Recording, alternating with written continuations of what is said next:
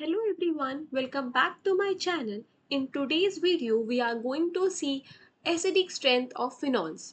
In previous video, we have talked about acidic strength of carboxylic acid. Similarly, there will be the concept of acidic strength of phenols.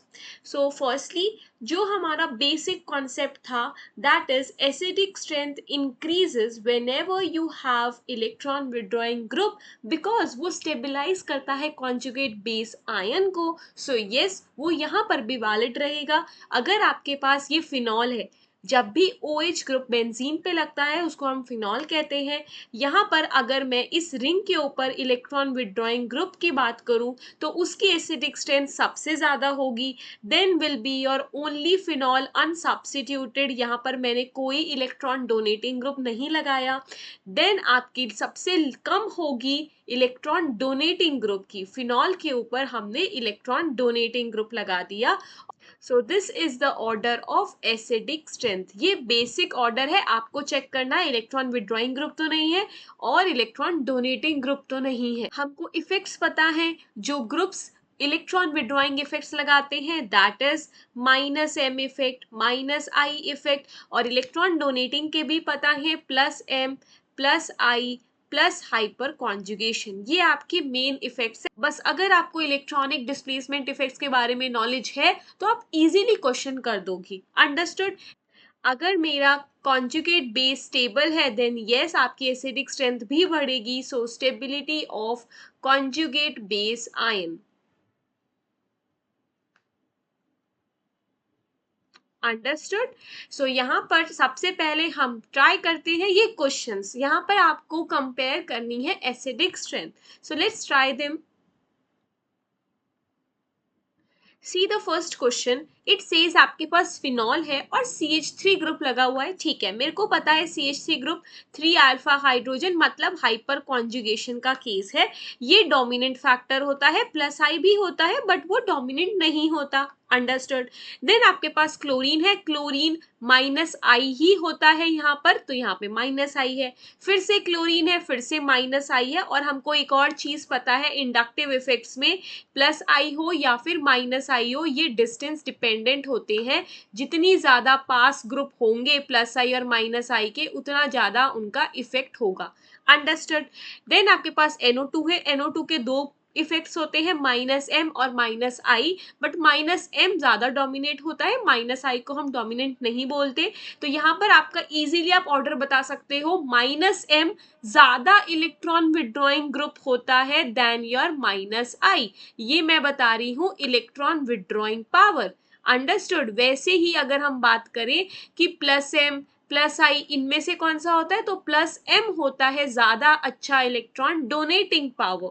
वो electron donating power ज्यादा रखता है. Understood. So यहाँ पर आपके पास answer क्या आ जाएगा, सबसे ज्यादा तो फोर्थ की एसिडिक स्ट्रेंथ होगी because you have minus M. Minus M बहुत अच्छा इलेक्ट्रॉन विड्रॉइंग इफेक्ट है. देन आपको चेक करना है सेकंड और थर्ड में से. क्यों सेकंड और थर्ड में से? बिकॉज सेकेंड और थर्ड में ही माइनस आई है, इलेक्ट्रॉन विड्रॉइंग इफेक्ट है. फर्स्ट में तो इलेक्ट्रॉन डोनेटिंग इफेक्ट है. अंडरस्टूड. सो फर्स्ट की तो लीस्ट एसिडिक स्ट्रेंथ होगी. देन उसके बाद होगी थर्ड की. थर्ड की क्यों? क्योंकि थर्ड में जो क्लोरीन है वो पास है, वो मेटा पोजीशन पर है. सेकेंड में वो पैरा पोजीशन पर है. मेटा से पास हुआ तो यहाँ पर और ज्यादा अच्छा माइनस आई इफेक्ट लगेगा. That is why 3 and then 2. तो 4 3 2 1, this is your order for acidic strength. I hope it is clear. Now let's move on to the next one. See this one.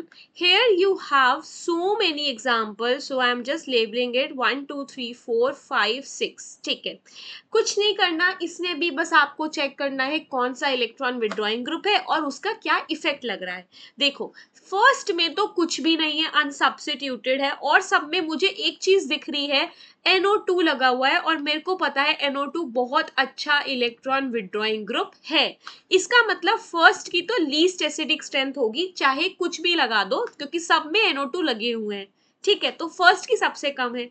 Next, अब आप second में देखो. Second में ortho position पर nitro group लगा हुआ है, तो आप इसको ऐसे बना सकते हो, यहां पर बना दो ये और ये. ये स्ट्रक्चर है मेरा NO2 का, राइट।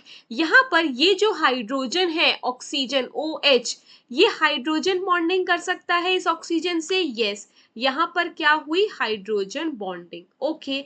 दैट मीन्स अब ऑक्सीजन का H हाइड्रोजन बॉन्डिंग कर रहा है तो वो स्टेबल बन रहा है, तो वो लूज नहीं करना चाहेगा H प्लस। अगर वो माइनस स्टेबल बन रहा होता तो हम बोलते H प्लस इजीली लूज कर दिया, बट सिंस यहाँ पर आपका H ही हाइड्रोजन बॉन्डिंग कर रहा है तो फिनॉल स्टेबल है, ना कि फिनॉक्साइड आयन। तो यहाँ पर एसिडिक स्ट्रेंथ कम हो चुकी है, अगर आपको दिख रहा हो, राइट। सो यहाँ पर ये -M इफेक्ट तो लगा रहा था, but due to this hydrogen bonding यहाँ पर एसिडिक स्ट्रेंथ कम हो चुकी है, ठीक है। अभी इसका ऑर्डर देखेंगे। थर्ड में देखो, यहाँ पर NO2 है, -I इफेक्ट लगा रहा है, अंडरस्टूड, क्योंकि हमको पता है मेटा पोजीशन पर इंडक्टिव इफेक्ट्स ही लगते हैं, +I या -I। फोर्थ पे देखो, यहाँ पर हमारे पास NO2 पैरा पे है, -M ही डोमिनेंट रहेगा, -M लगाएगा, ओके। देन आपके फिफ्थ में दो NO2 ग्रुप है, दो -M इफेक्ट लगेंगे तो और अच्छा हो गया। सिक्स्थ में आपके पास 3 -M वाले ग्रुप है, और अच्छा हो गया। तो आपके पास सबसे ज्यादा एसिडिक स्ट्रेंथ तो सिक्स्थ की रहेगी, क्योंकि 3 इलेक्ट्रॉन विड्रॉइंग ग्रुप्स है। देन आपके फिफ्थ की रहेगी, क्योंकि 2 इलेक्ट्रॉन विड्रॉइंग ग्रुप्स है।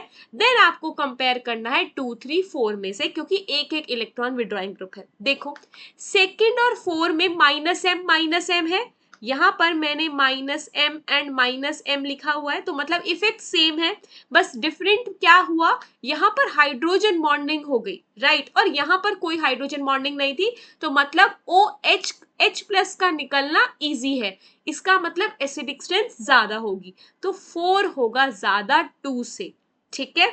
दोनों का इफेक्ट सेम था, इसलिए मैंने कंपेयर किया है इनके बीच। थर्ड को मैंने इंक्लूड क्यों नहीं किया, क्योंकि इसका इफेक्ट सेम ही नहीं है, ये तो -I है। देन आपका आएगा थर्ड वन, क्योंकि -I इफेक्ट -M से कम ही होता है।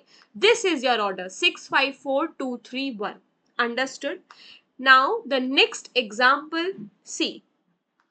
आपके पास यहाँ पर थर्ड में दिया हुआ है OH, OCH3, यहाँ पर मिथॉक्सी ग्रुप है, तो ये क्या लगाता है, ये +M लगाता है और -I लगाता है, +M डोमिनेंट रहेगा। यहाँ पर ये मेटा पोजीशन पर आ चुका है तो -I ही लगेगा बस, और यहाँ पर ये फिर से पैरा पर है तो +M डोमिनेंट रहेगा, ठीक है। +M इलेक्ट्रॉन डोनेटिंग ग्रुप्स है, -I इलेक्ट्रॉन विड्रॉइंग है, तो मेरे को पता है 2 का ज्यादा होगा एसिडिक स्ट्रेंथ, सबसे ज्यादा होगी, राइट। देन आपको कंपेयर करना है 1 और थर्ड में से। अब 1 और थर्ड में से आपके पास +M से तो दोनों है, तो हम कंपैरिजन किससे करेंगे, अब -I से करेंगे, ठीक है, क्योंकि हम +M से कंपेयर नहीं कर पा रहे, सो -I से कैसे कंपेयर करेंगे। अब यहाँ पर ऑक्सीजन OCH3 पास है, -I इफेक्ट ज्यादा लगेगा, O- चार्ज को ज्यादा स्टेबल करेगा, that is why 1 and then it is 3, ठीक है। सो यहाँ पर जो आपका कॉन्जुगेट बेस था, कौन सा कॉन्जुगेट बेस था, फिनॉक्साइड आयन, ये होता है आपका कॉन्जुगेट बेस, इसको हमने स्टेबलाइज किया by -I effect. Understood? Now see the last example. Here you have phenol and chlorine.